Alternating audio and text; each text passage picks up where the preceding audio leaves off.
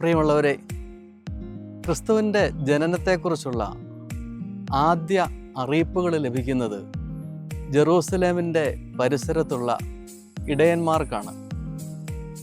ഇങ്ങനെയാണത്: ഭയപ്പെടേണ്ട, സകല ജനത്തിനും വേണ്ടിയുള്ള വലിയ സന്തോഷത്തിൻ്റെ സത്വാർത്ത നിങ്ങളെ ഞാൻ അറിയിക്കുന്നു. നിങ്ങൾക്കായിട്ട് ഒരു രക്ഷകൻ ജനിച്ചിരിക്കുന്നു.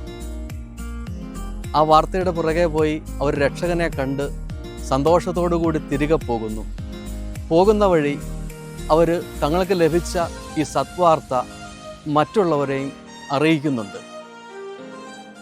പ്രിയമുള്ളവരെ, നമ്മുടെ വാക്കുകളും വർത്തമാനങ്ങളും സത്വാക്കുകളുമായിരുന്നെങ്കിൽ എന്ത് മനോഹരമായിരുന്നേനെ. നമ്മുടെ പരിസരങ്ങളൊന്ന് പരിശോധിച്ചാൽ നമുക്ക് മനസ്സിലാകും, മനുഷ്യൻ വാക്കുകൊണ്ട് മനുഷ്യനെ മുറിപ്പെടുത്തുന്നത് കൂടി വരുന്നുവെന്ന്.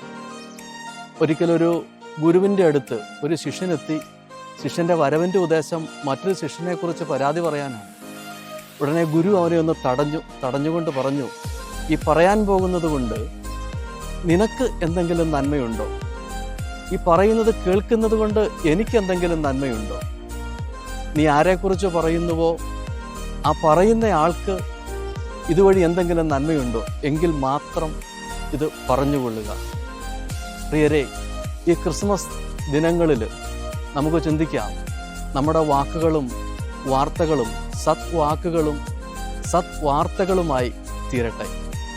സ്നേഹം പറയാനായിട്ട്, സൗഹൃദം പറയാനായിട്ട്, ക്ഷമ പറയാനായിട്ട്, ആശ്വാസവും സ്വാന്തനവും പ്രചോദനവും ഒക്കെ പറയാനായിട്ടാവട്ടെ നമ്മുടെ വാക്കുകളും വർത്തമാനങ്ങളും. Happy Christmas.